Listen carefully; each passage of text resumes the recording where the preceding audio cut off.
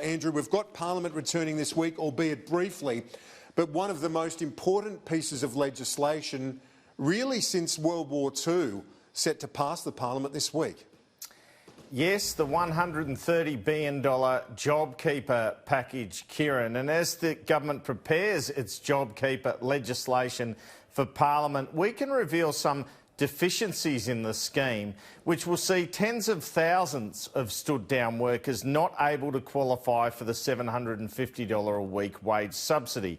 The legislation requires that businesses can only seek the $750 a week payments to keep their stood-down employees on if, for a company with less than $1 billion turnover, they have a 30% dip in turnover in 1 month compared to last year.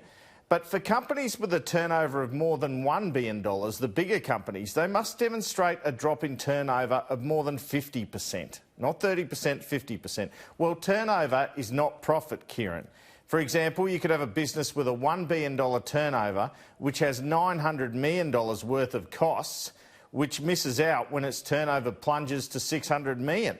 You could also have a business, the other side of the token, which has a turnover of $500 million and $100 million in costs, that now gets $320 million turnover, still making a profit that qualifies. So there's an inconsistency here. It's not about profit, it's about turnover. So why has the government done it this way?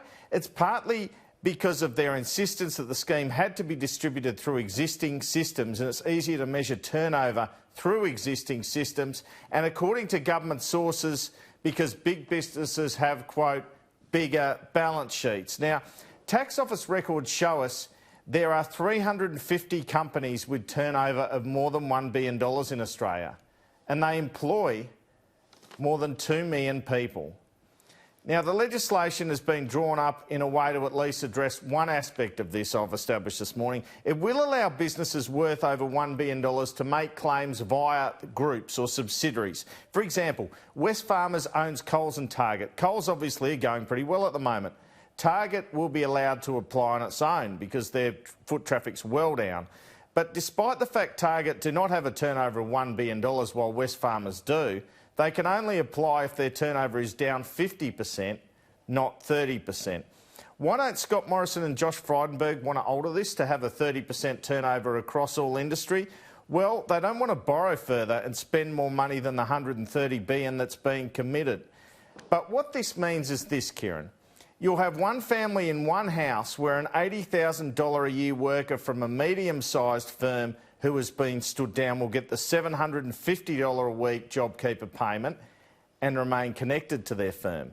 Their neighbour, who normally earns less, $60,000, but who works for a big company and is stood down, will not be tied to a job because they work for a big firm, maybe a big car dealership or a large retail chain. They'll get the $550 job seeker payment instead. Put simply, why is a worker paid $60,000 a year at a small or medium business who's been stood down because of coronavirus worth more than a $60,000 a year worker at a big business who's been stood down because of coronavirus? My question to the Prime Minister is this. Why is a worker for a big business who has been stood down less important than a worker for a medium-sized business who's been stood down? As for Industrial Relations Minister Christian Porter, he's been comparing what goes through Parliament this week to the Battle of Dunkirk, where 90% of Dunkirk was destroyed. Let's have a listen. If there were an easier way, we would adopt it.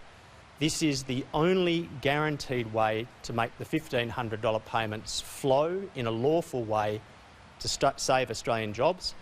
I've described it as $130 billion worth of lifeboats going out. This is Parliament's Dunkirk moment.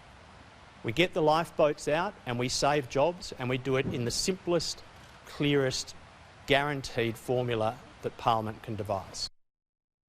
I'll be following up that story, that discussion, which you quite rightly point out, Andrew, some of the anomalies with Tony Burke, the Labor Party spokesman on IR matters.